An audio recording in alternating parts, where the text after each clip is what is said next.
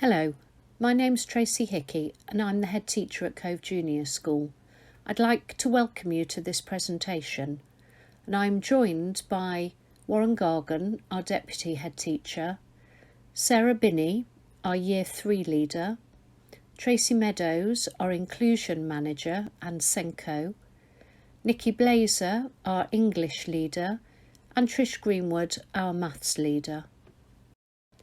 As you enter our school, one of the first things you see are the words aiming high. This is all about aspirations. We want the very best for each and every one of our children, and the staff work extremely hard to achieve this. We are very proud of our children and have high expectations for their learning and their behaviour. We have a very strong team of adults working at the school, including experienced teachers, a capable team of learning support assistants, and a well-organised admin and site management team who work behind the scenes. This year, the arrangements for our school have changed in that we now have single age groups, and this is a really exciting step for us, and it supports us in being able to aim high for everyone. Our children are at the heart of all that we do at Cove Junior School. As parents, you want the very best for your child. You want your child to feel happy when they come to school, to feel safe, to feel secure, and to feel confident. You want your child to make friends, and by having all of these things in place, they will then be able to learn effectively. We want that too. Our school values underpin all that we do at Cove Juniors through our values wheel. In the centre, we support the children's social, moral, spiritual and cultural development.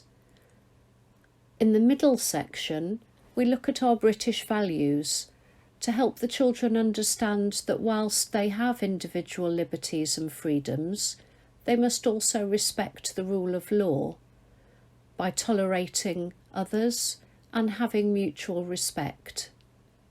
Our work on democracy comes through our system of pupil voice, through our elections and our school council. And finally, on the outside of our values wheel, we have our 6 school values. These were chosen by the children. We respect, we show positivity, we develop the children's creativity, we encourage the children to be independent and to be resilient when things don't go to plan, and to have courage when this happens. And through these values, it further reinforces our motto of aiming high. One of the strengths of our school is the excellent team of adults who work here. They're constantly looking at ways in which they can develop their practice to support the children even more effectively. And this was recognised in our last Ofsted inspection. It has been the school's vision for the last few years to have single age group teaching across the whole school, and we are very excited that from this September that vision has become a reality. We now have separate classes for Year 3 children and Year 4 children. We still admit 75 children into each year group, and have 3 classes now with 25 children per class. There are many advantages of having smaller classes, but we still have a learning support assistant and teacher in each class every morning to support with the teaching of core subjects.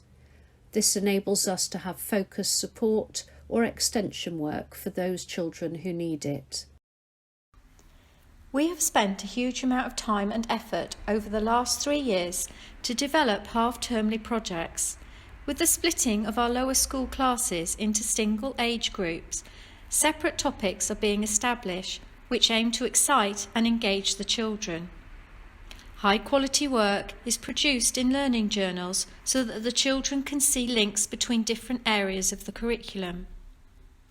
We have hooks at the beginning of each topic which engages the children's curiosity, and outcomes at the end which allows the children to showcase what they have learnt.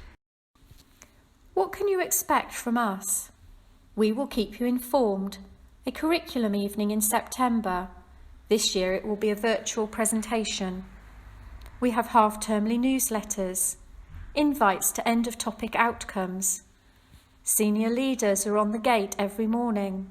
We have an open door policy, although at the moment this is more challenging, but emails and phone conversations are used. Parents' evening is via video call, this half-term. What do we expect from you, the parents? Hearing your child read 5 times a week, learning times tables and number bond facts, half-termly projects to work on. Children learn best when supported from home and school, working together. If you have a concern, we will always treat it seriously and work to resolve it. Our half-termly topics are cross-curricular and inquiry-based, with a focus on ensuring that the progression of skills and knowledge across the school is based on key ideas and concepts. This example is from a geography-led topic. The cycle here is we start with a hook where the children are inspired. A key question, which creates a need to know. Investigation. Children collect information and use investigative skills. Making sense. Making connections and comparisons, spotting patterns. And then reflection, drawing conclusions, developing and refining their knowledge. Carefully planned hooks are to motivate children right from the start of each topic. When a cycle is completed, the children produce a final piece of work to answer the key question. Learning journals are so that the children can see the links between different areas of the curricula and where high quality work is produced. Through our English curriculum, we have dedicated teaching time for writing, reading, spelling and handwriting, and I shall explain each in more detail now. In all year groups we teach English as a text-based curriculum where we pick high-quality fiction or non-fiction texts linked to the current topic to enrich, enhance and inspire the learning journey. Sometimes these texts are novels, sometimes a variety of shorter picture books with a similar theme, and sometimes a combination with a complementary non-fiction book. This is particularly relevant during history or science-led topics, for example. We use the text to stimulate and generate ideas for writing, provide real-life grammar examples, and show how an author uses language to evoke a particular feeling or fulfil a purpose. The writing journey covers a clear progression of skills with exciting tasks designed carefully to enthuse and motivate pupils. We endeavour to provide real purposes for writing and real audiences so the children have a sense of purpose and take pride in their compositions. In the past, we have written persuasive letters to leaders of countries who still practice whaling to ask them to stop. We've written detailed and sometimes gory explanation of the mummification process to help an incompetent ancient Egyptian embalmer. And we've written alternative endings to stories to suit a particular age group. Spelling is taught separately 3 times a week, although the necessary skills to become a competent speller are also interwoven through our reading and writing lessons. The spelling sessions do not just cover the statutory spellings outlined by the government, but include exploration of transferable spelling rules, the role of prefixes and suffix, and common meanings, the phonetic understanding and practical fun ways to practice spellings. In reading, we really value giving the children as many opportunities to read as possible, so each child will take home a physical reading book carefully matched to their developing ability. In addition, they will also have a login to Bug Club, our online reading platform that we subscribe to. In school, we have reading sessions we call Book Talk. During these sessions, the children will be taught comprehension skills to enable them to look deeper into texts, to understand authors' intentions, make inferences, develop vocabulary, and make connections to other texts and experiences they've had in their own lives. During these sessions, the children will also have the opportunity to be heard read by their teacher to help them develop their decoding, pace and fluency from their own starting point.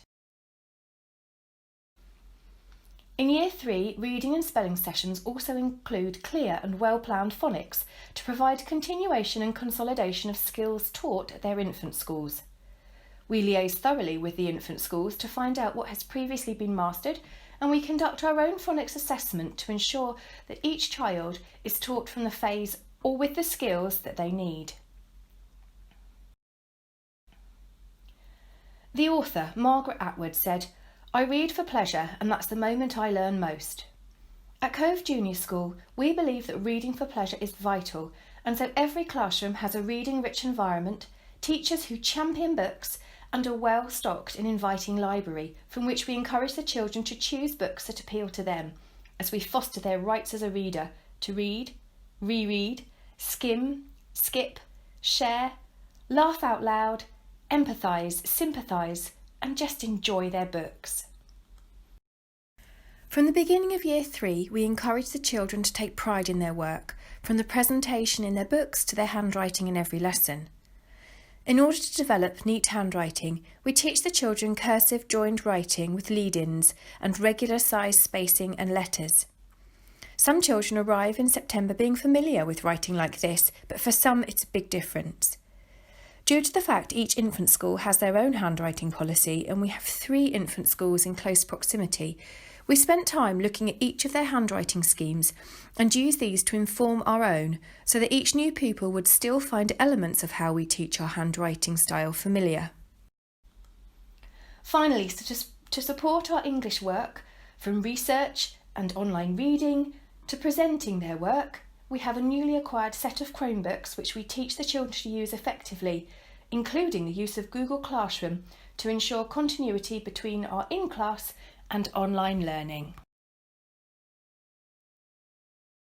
At Cove Junior School, we really focus on a mastery approach to the curriculum in maths, which means that we presume that all children can achieve the objectives laid out in the curriculum. It's just some may need extra scaffolding in place from resources or from an adult in order for them to achieve their full potential.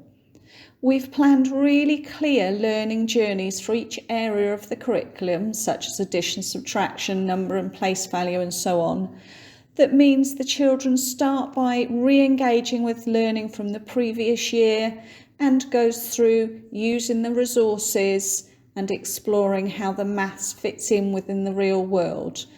As they progress through their time at Cove Junior School, so their learning will progress and the methods they use will progress, making sure that it matches their ability. There are also plenty of opportunities for them to show their understanding and the depth of their knowledge through reasoning tasks and thinking skills which are embedded into our journeys.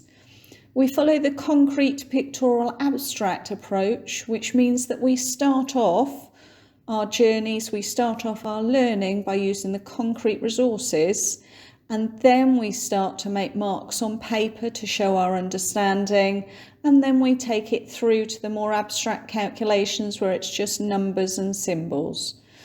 Maths at Cove Junior School is fun. There's a lot built in to make sure the children are enjoying their learning. We have a particular favourite at the moment in our times table rock stars and also our Numberlink boards, which are all helping the children with their calculation skills and their understanding of how number I'm works. Mrs Meadows, the Inclusions Manager. We are an inclusive community committed to ensuring that all children thrive, and our strength is getting to know each and every child in the school as an individual. With a dedicated team of learning support assistants and myself as a non-class based special needs coordinator, we can offer support for children's social and emotional development and identify and support difficulties in language or cognition and learning. Each class has a learning support assistant called an LSA for the morning session, who will assist every child in that class under the direction of the class teacher. I can support parents and families by signposting you to outside agencies, so please do ask if you need advice. We are keen to get to know your children even before they start at our school, As Inclusions Manager, I hold an in-depth transition process in conjunction with our local infant schools so that we can plan for any additional support that a child may need. We also hold a summer picnic on our large outdoor area where parents, children and staff can meet face-to-face at a safe distance. Promoting independence is one of our school values, and to support this we encourage children to take responsibility for choosing their lunch each day from the fresh and nutritious menu which is prepared on site. As Inclusions Manager, I am non-class based in order that I can provide extra support to children who have either a special educational need or English as an additional language, or to children who are academically more able. I work with families who are eligible for pupil premium funding to ensure that every child gets the same opportunities. This may include providing discounts on school trips, purchasing uniform, and subsidising a place at an after-school club. If you think that you need additional support, then please talk to us.